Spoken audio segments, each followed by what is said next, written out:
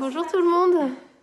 On est ce coup-ci dans les intérieurs et ça fait déjà quelques heures qu'on est en train de nettoyer cette pièce parce que comme on va entamer le chantier de la cuisine de l'autre côté et du couloir et puis de la chapelle en même temps, on va déplacer notre cuisine d'appoint, c'est-à-dire machine à café et table, dans cette pièce-là qui nous sert un petit peu d'atelier, un petit peu de tout.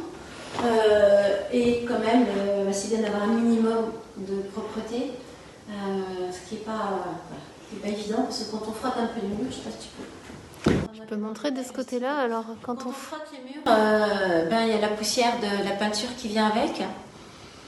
Et un peu du plâtre aussi, parce que en dessous, on avait... Peut-être on le voit mieux ici. Là. Alors, là, on voit bien, oui. C'est que là... On va pas l'aspirer là. Donc là, il y avait tout le revêtement en espèce de plâtre, un stuc. Et derrière, il y avait une autre couleur, un autre design. C'est vraiment curieux de regarder au fil des époques. Là, c'était rose. Alors, comme c'est des peintures, évidemment, qui sont... il y a quelques 100 ou 200 ans, donc c'est des peintures, je pense, avec des ocres naturels ou à la chaux. Voilà, certainement pas avec de la grille de lique, et encore moins avec la glycéron.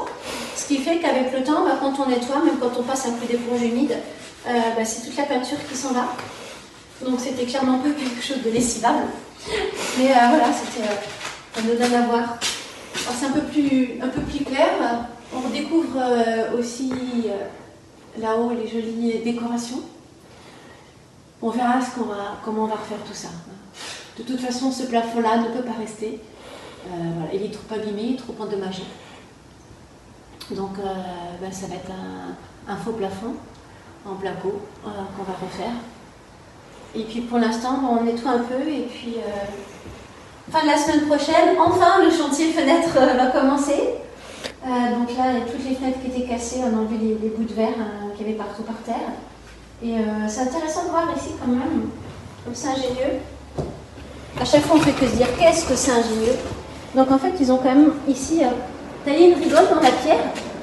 Et donc, bien s'il y avait peut-être pour nettoyer ou les infiltrations d'eau, je ne sais pas. Au moins, ça s'écoulait directement dehors. Donc c'est quand même plutôt bien vu. Il y a tellement de choses qui sont bien vues ici. Même ici, dans la fenêtre, je ferme la fenêtre, vous allez bien voir.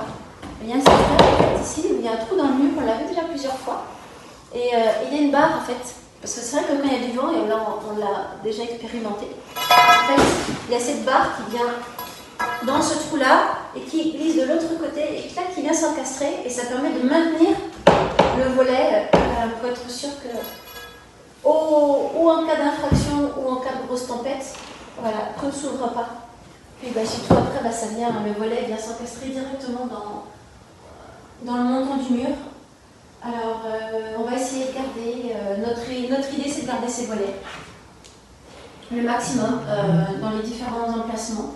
On vous le montrera à plusieurs endroits. Et, parce que celui-là, il est en 3 parties. Il est en 3 parties et il est super beau, il est en bon état, il est bien conservé. Ça grince même pas quand on l'ouvre. Non, ça grince pas. Donc c'est juste sale et ça a besoin d'être repeint. Et même le système... Bon, celui-là il est un peu rouillé, mais sinon il y a des systèmes qui fonctionnent encore. Et puis voilà, on pile. Et ça vient s'encastrer directement dans le mur. Voilà. Comme on le dit tellement de fois, qu'est-ce que c'est ingénieux. Donc voilà notre chantier, donc là c'est avant nettoyage. Voilà, on montrera après le nettoyage, ce sera juste un petit peu plus clair, mais c'est vrai que le bois ici, les boissiers sont vraiment sympas. On voit bien la différence de couleur quand ça a été nettoyé, là, près de la main de Nathalie, et un petit peu plus loin, là où c'est un petit peu plus noir quand c'est moins nettoyé. Donc on va continuer à frotter. Comme ici on a prévu de mettre la salle de bain, forcément, il va falloir avoir des cloisons spéciales pour l'humidité. Donc ces boiseries-là ne sont pas faites pour ça, pour des pièces humides. Donc on va être obligé de les supprimer. Mais on peut la reproduire, hein. Après c'est pas compliqué. C'est juste du bois, puis après des corniches. Donc on va bien prendre ça en photo dans tous les détails et puis essayer de refaire et de reproduire à l'identique. Enfin, l'identique. Au moins dans l'état d'esprit de cette maison. C'est pareil, hein, les tringles, là, ça c'est... Bon, Ah, celle-là, elle vient de tomber. elle est tombée sur la Celle-là, elle vient de tomber. Mais en fait, c'est pas compliqué, hein. Ils ont juste fait un trou dans les Voilà. poteries, là. On voit l'autre Et puis, tringle. où est-ce qu'il est tombé le morceau que j'ai récupéré? J'ai récupéré un bout. Donc on voit le trou sur la partie gauche de la fenêtre. On voit le petit morceau qui permet de tenir la tringle sur la droite. Et puis bah, ça se tourne, ça se glisse dedans. Et puis voilà, le résultat final, c'est comme celui-ci. Voilà, j'ai récupéré un morceau.